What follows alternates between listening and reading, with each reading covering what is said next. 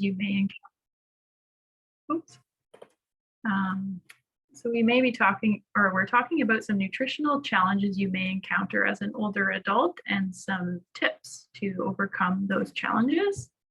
So we'll get started with first just a little joke that I found that I thought was a little bit funny. Hopefully you find it funny too. Old people shouldn't eat health foods. They need all the preservatives they can get.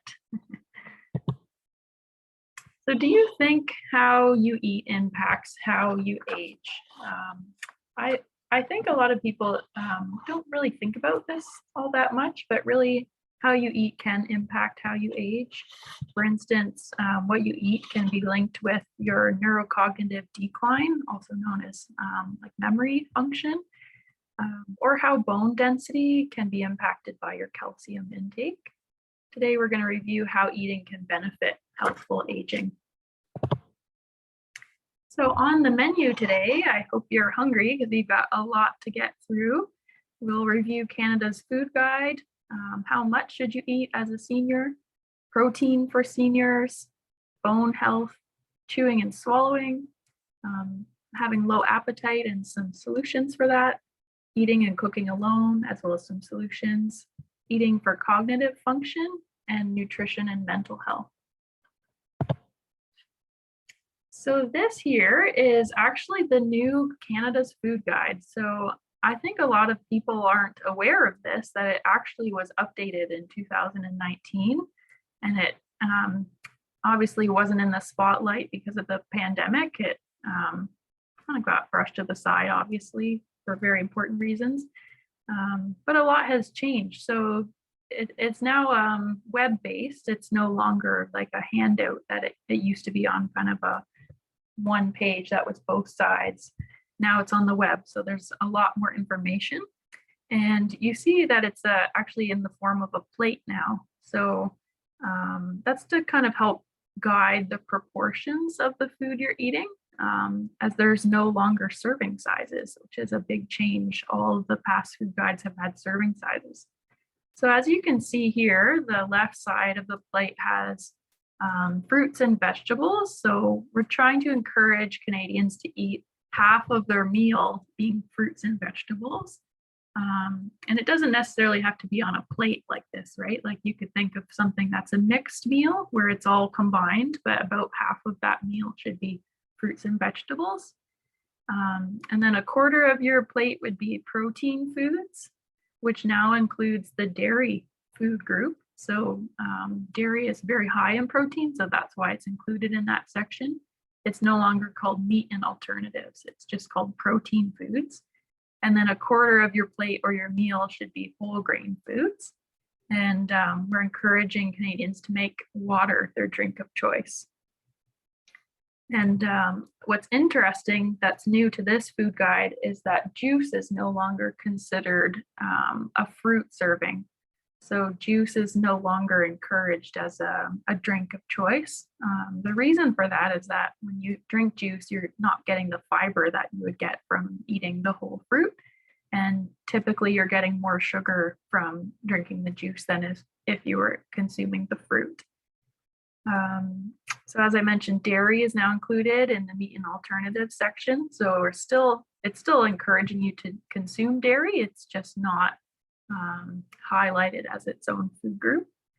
And the food guide doesn't show it here in this picture.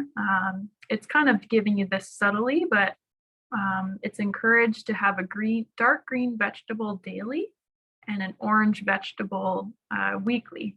And the reason for that is for the specific nutrients of calcium and folate for the green vegetables and fruits.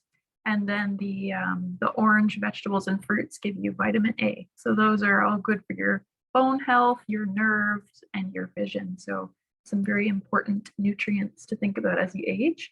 And now there's an emphasis on whole grains rather than refined grains.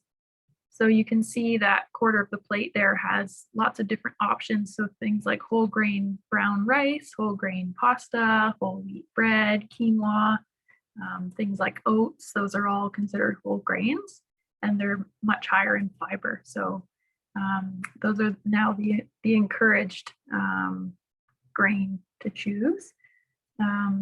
So we also want to think about this plate as sort of like also your grocery cart. So when you buy groceries, think about it, is 50% of your grocery cart about fruits and vegetables, a quarter of your grocery cart protein foods, and a quarter whole grain foods. So I think that it's an easy way to set yourself up for success at home when you're shopping based on this model. And now the food guide also tells you a lot about more than just what food to choose, but like how to eat. So we'll get into that in a little bit more detail. So I know none of you can read this, and I can't either, but this is actually how big the food guide is now. So these are some screenshots from the food guide online, and you can see there's a lot of detail that you can go into if you're interested in it. So you can read endlessly about incredible nutrition information. So I think that's great. So I really highly encourage you to go online. They also have what's called the kitchen, the food guide kitchen, which has a data bank of recipes that are all aligned with the food guide. They have another section on tips for healthy eating, which includes how to plan meals, how to make healthier choices, how to have healthy food choices anywhere in different life stages. And also you can now receive monthly email updates from Canada's food guide that includes nutrition tips and recipes. You can find that online. So as I mentioned earlier, the food guide now includes more than just what foods to choose, but how to choose foods and how to eat. And this is new to this food guide. They've never had this before. So it's a lot more than just the food. So this includes being mindful of your eating habits. So for instance, removing distractions when you're eating and listening to your hunger cues and your fullness cues. Cooking more often, so eating at home actually helps you control the nutrition of the food that you're consuming. So for instance, a restaurant meal often contains an entire day's worth of sodium intake. So when you're eating at home, you can control that a lot better. Enjoying your food. So food is not only fuel, we eat for so many reasons, and enjoyment is just one of them. Finding a balance between nutrition and enjoyment in food is really key. Part of this enjoying the act of cooking, learning about food and where it comes from, and maybe even growing your own food in a garden. Eating meals with others is also highlighted. So by doing this, you can learn about what others are eating and may be inspired to try something new or cook something new, and also passing cooking habits on to younger generations, because I think we know that's sort of a dying trend. Like a lot of our grandparents would cook for us and with us, and our parents would cook for us and with us, and now this generation, it seems to be kind of fizzling out. So it's really important that we share those cooking skills. And at the bottom here, it says using food labels. So compare food labels to choose the option that's right for you, and limiting highly processed foods. So these tend to be high in sodium, saturated fat, and sugar. And being aware that marketing can influence your food choices. Know that there are corporate teams that are, they invest millions of dollars into getting you to buy certain products, and just being aware of that. So really trying to choose products based on what's right for you, not necessarily what's marketed to you. I wanted to give you some examples of snacks that align with Canada's food guide. I think snacks kind of get a bad rap. People often think of like, quote, junk food when we think of snacks, but snacks can really be well balanced and can help manage your hunger and your satiety. And they're a good opportunity to get enough fruits and vegetables in. Sorry, just gonna have a sip of some water. So some examples would be whole wheat bread with peanut butter and banana, hummus with pita bread and some cucumber slices, Greek yogurt with granola and berries, cheese and crackers with apple slices. So with all those examples, you can see we've got the three food groups. So we've got the fruits and vegetables, the whole grain, and the protein food. Or the other option would be to divide the food groups into all 3 snacks. So you can see at the bottom there, I've got a whole wheat muffin. Another snack would be cheese and cucumbers, and another snack would be banana. So you're kind of following the same balance as the food guide. So I've got an image of a dartboard. Is that what it's called? Dartboard? I'm forgetting. Yeah, dartboard. Here to kind of remind you that these are goals. We can't expect perfection every time with our diet. There are a lot of benefits to following the food guide. So for instance, there's a reduced risk of heart disease and stroke, some types of cancer and diabetes, which are really major diseases in Canada that are very common in Canadians as they age. So there are major benefits to following the food guide, but know that these are recommendations, right? They're not rules. There's no shame or judgment if someone chooses not to eat this way. It's your own personal choice to make. Sometimes it isn't even your choice at all. Finances or access to food, cooking skills, health conditions, or other situations can prevent people from being able to make this choice at all. We've got a slide with some donuts on it. This slide really made me crave donuts one day. But remember that all food fits, right? So all food has its place in some form of nutrition. So think about what you can change and add what you can add more of. So thinking about trying to add more vegetables, for instance, into your diet, rather than restricting food or fear mongering or kind of falling into diet culture. Calories are another term for energy, really. Sugar is a nutrient, and cake should be eaten on birthdays. So it's about balance and what works personally for you. Now we'll review how much should you eat as a senior. Are you eating the same amount of food you ate when you were younger? I've got a picture here of a child on monkey bars. And the reason for that is because I wanted you to think about when you see kids at recess, they're all running around, right? It's like screaming and like the most energy being burned. They're like just going crazy. When we think about seniors, let's picture a group of seniors. What are they often doing? They're not running around like this on monkey bars, jumping around and chasing each other. We're often sitting down, chatting. So we burn a lot less energy as older adults, just part of our lifestyle. And the other thing is that our body composition changes. So we tend to lose muscle mass as we age, and muscle burns a lot of energy, whereas other tissues don't burn energy the same way. So we naturally need fewer calories as we age to maintain our body weight. And this might not necessarily be true. Like if we think about, there are 70 and 80-year-olds that run marathons. So they're probably eating more than they did when they were younger. So it's very individualized. For instance, when we're, as dietitians, when we calculate energy requirements for patients, there's a lot we think about. Like we're thinking about height and weight and like stress level, your health conditions. There's so many factors. So it's very individualized.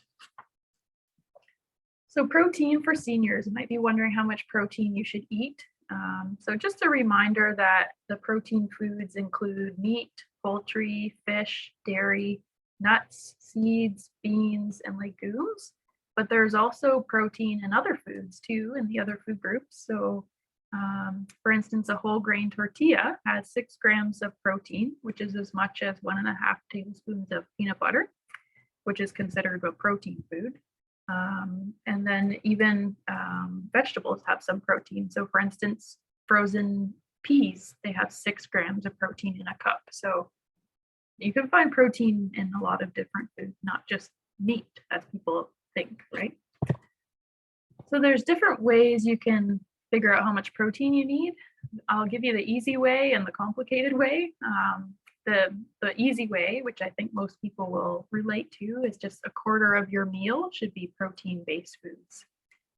The complicated way, which we use as dietitians, is 0.8 kilograms of protein per kilogram of body weight per day. So if we calculate that out for about a 150-pound woman, this would be 54 54 grams of protein in a day. So if we're looking at what does 54 grams of protein look like in a day, this would be an example of someone who ate 56 grams of protein in a day. So let's say for breakfast they had oatmeal and some milk, and then a snack they had cottage cheese. For lunch, let's say they had an egg and cheese sandwich on some whole grain bread, and then in the evening they had some kind of chickpea curry. So this is really only including the higher protein foods that someone might eat. But you can see here there's no meat. So it doesn't necessarily mean you have to eat meat to get enough protein, but you just have to be mindful of what choices you're making to ensure you're getting enough. And in contrast to that, for the meat eaters, you can see that with this image, it's fairly easy to meet your protein requirements if you're a meat eater. So there's an image here of an old 2008 iPhone and comparing it to the sizes of chicken breasts. So a 2-ounce serving of chicken breast is 18 grams of protein, whereas a 4-ounce chicken breast serving has 36 grams of protein, and the bigger one, which sometimes you see in restaurants, an 8-ounce serving is 72 grams of protein. So just that big serving of chicken would be your entire protein requirement for the day. It doesn't mean you should eat that much protein in one serving. I would say it's best to divide it up amongst the day. Protein is, your body actually only absorbs a certain amount per meal and snack. So it's best to divide it up amongst the day, and it helps you to feel full, right, throughout the day and get you to your next meal and snack. So next we'll review nutrition and bone health. So I've just got some surprising statistics here for you and kind of facts. So men and women alike begin to lose bone actually in their mid-30s. So I'm losing bone now, which is probably pretty surprising to most people. 22% of women and 33% of men who suffer a hip fracture will die within 1 year. So you can see there's quite a severity to this. And then another stat that's not on the slide here is that as women approach menopause, they lose bone at a greater rate, so from 2 to 3% per year. You can see there's quite an importance to this and being aware of it. These stats are from Osteoporosis Canada, by the way. So studies have shown that adequate calcium intake can actually slow your bone loss and lower the risk of fracture. And vitamin D, which is known as the sunshine vitamin, because the sunshine can convert on your skin UV rays to vitamin D.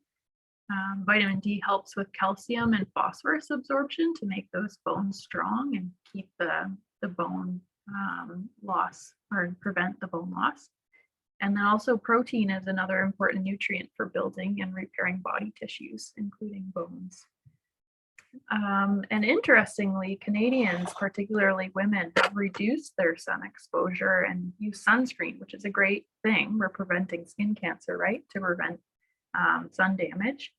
But also because of our latitude in Canada, we don't produce any vitamin D in our skin from the sunlight between October and March. So furthermore, the skin's ability to make vitamin D actually decreases as we age. So you can see there's quite the argument for either supplementing with vitamin D or getting enough from your diet, which is very hard to do. So for calcium, for ages 51 to 70 years old, women need about 1,200 milligrams of calcium per day, and men need about 1,000 milligrams of calcium per day. So just for reference, look, 1 cup of milk has about 300 milligrams of calcium. So, and dairy has the most calcium of any food group, right? You can also get like fortified plant-based milks, like soy milk, that has calcium added to it, for instance. And then a lot of the dark green vegetables, as we mentioned earlier, are a source of calcium, but they really don't compare to the amount that's in dairy. So dairy is still, I would say, the best source of calcium. So just going back to the vitamin D topic. So if you're 51 years of age or older, it's recommended by Health Canada that you take a vitamin D supplement containing 400 international units daily. So you can speak to your healthcare provider about that. There are some rare instances with certain health conditions where you shouldn't take vitamin D, so definitely run that by your doctor.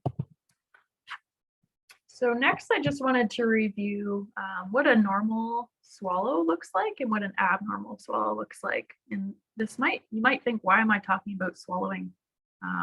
It's actually estimated to be quite prevalent in older adults. So it's estimated that about 22% of the US population over 50 years old has some form of swallowing disorder. So I'm just going to show you a video here. On the left, we've got what a normal swallow looks like, and the right is an abnormal swallow. So on the front of the neck area, you've got your air pipe or your trachea, and on the back, you've got your food tube or your esophagus. So you'll see they'll start with this left side here where they show you that normal swallow. So the food only enters the esophagus, not the trachea. You see it all goes down nicely there. And then this side is the abnormal swallow. A little bit enters the food side, but a lot also entered the airway here. So that's what's happening when someone has an abnormal swallow. The food is going into the airway or the fluid. You can even have saliva go into the airway and that cause problems. The risk here is that when that fluid or food goes into the airway, it can become infected, and that's called pneumonia, actually. So just wanted you to be aware of that. Some trouble skipping ahead here. There we go. So what are the common causes of swallowing issues in older adults? The causes would be stroke, head and neck cancer, or progressive neurological diseases like dementia or Alzheimer's, ALS, and Parkinson's, or even frailty and weakness near end of life.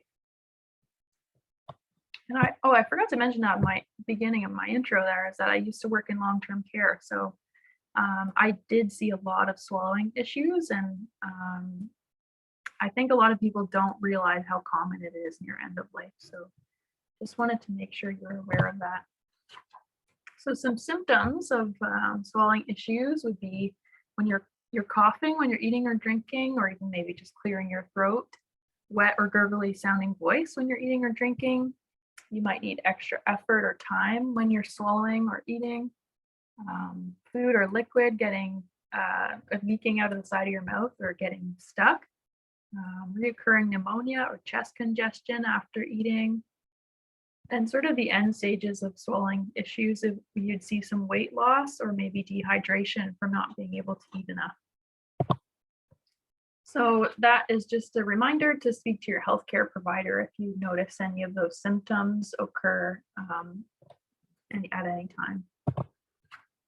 So next we want to talk about chewing. Sorry about showing you these pictures right in the mid-morning, hopefully, not causing any nausea for you, but missing teeth or teeth with cavities can make chewing painful or difficult. Often this results in poor nutritional intake. So we find that when you can't have the contact surface to chew certain foods, people tend to eat less. So what often is eliminated from the diet is those foods that are hard to chew, like meat and high protein food and vegetables, right? So those are some of the key pieces for a well-balanced diet. So it's just a reminder that oral care is an important factor in healthy aging. So eating and cooking alone kind of becomes more common as you age. We tend to eat with fewer people as we get older. And that can lead to a few problems nutritionally. Not saying it will for sure, but it's possible. So for instance, meals that are not well balanced. So I know in long-term care, we would have, people admitted that their diet previous to coming to the long-term care home was tea and toast. So not a very well balanced meal. Maybe they're skipping meals, they just didn't have the energy, or a lack of variety in their diet. They're not making those 3 meals a day that are elaborate. So some tips for eating and cooking alone would be cook in big batches and freeze the leftovers in single portions and kind of rotate through which ones you're taking out and thawing and then eating. So you've got some variety there. So big batch cook when you have the energy to do it, or maybe ask some friends or family to help. Use leftover ingredients for another meal. So let's say you had rice as a side dish one day, you could throw that into a soup the next day. Plan easy meals for the week on a calendar. And I find this really helps to plan for groceries too. And then when you get to that day, if you've been out during the day, you have something already in mind that you can make. Alternate cooking days with a friend. Prepare meals and snacks when you have the most energy, as I think I mentioned earlier. Some more tips would be getting inspired by new recipes. I think a lot of us, even I do, get stuck in a rut sometimes with the food I'm making.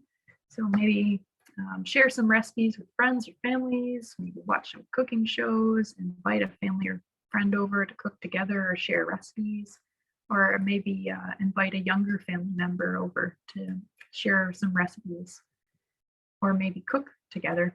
And remember, we connect through food. It's a very social thing. And there's lots of benefits to eating together.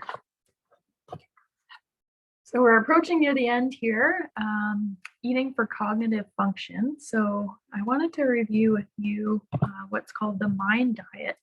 So a diet doesn't necessarily mean it's not a weight loss diet, right? We're thinking about kind of a pattern of eating. And it's got a very long name. So it's short for the Mediterranean diet and dietary approaches to stop hypertension diet pattern. And it's been associated with healthy aging and reduced risk of chronic age-related diseases. And it may reduce the risk of Alzheimer's disease and slow its progression. This MIND diet when you follow it closely, has been shown to reduce the risk of developing Alzheimer's disease by 53%. And even following this diet some of the time still resulted in a 35% reduced risk. It's been shown for people who have had a stroke that it decreased the risk of cognitive decline, and greater adherence to this MIND diet was associated with less depression and psychological stress. So what does the MIND diet look like? So this is just an image shows you that there's some greens, veggies, berries, nuts, olive oil, whole grains, fish, beans, and poultry. And I've crossed out red wine here, which is part of the diet, because my public health hat is being worn. And I mean, red wine is a carcinogen, and there's no safe level of wine or alcohol that's recommended. Although this diet has it included, I've crossed it out here. So make your own judgment call on that, really. And then as part of the MIND diet, they recommend limiting foods that are high in saturated fat, high in salt, and high in sugar. So things like butter, cheese, red meat, fried foods, and sweets. And this looks very familiar, doesn't it? Like, it's really just following healthy eating, following Canada's food guide. It's nothing really that surprising. So when we think about nutrition and mental health, I like to think about how plants grow, actually. So plants grow really well with nice compost-rich soil, lots of sunshine, fresh air. Most plants that grow in rocky or sandy soil, barely any sunlight, lack of air, don't grow very well. And we're really a lot like plants. So the food we eat has a lot of these microscopic nutrients in it that help us grow well and nourish every part of our bodies, and that includes our brain.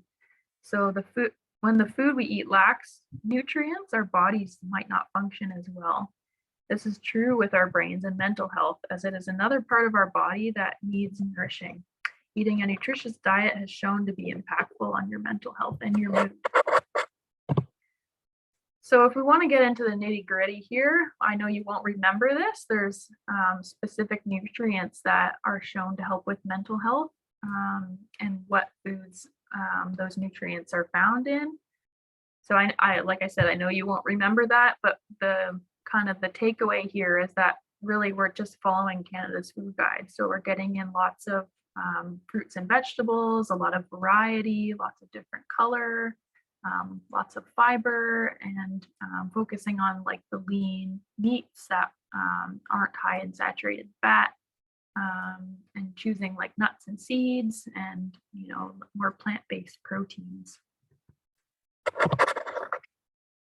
So here I wanted to highlight that nutrition is only a small little slice of the picture for mental health.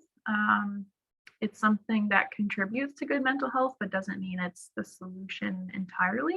So there's a lot of different factors that play into that, and some of them we can't change, right? Like you can see there's like traumatic events up at the top, so physical and emotional trauma, or occupational factors like being under pressure, even exposure to toxins or radiation, or even genetic factors which we can't change. So we do our best to change what we can, but it doesn't necessarily mean that we can eliminate mental health issues, right? So we can do our best to change what we can.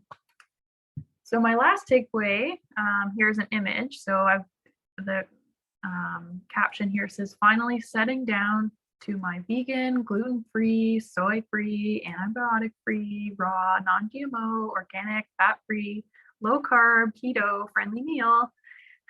So it's a plate of ice.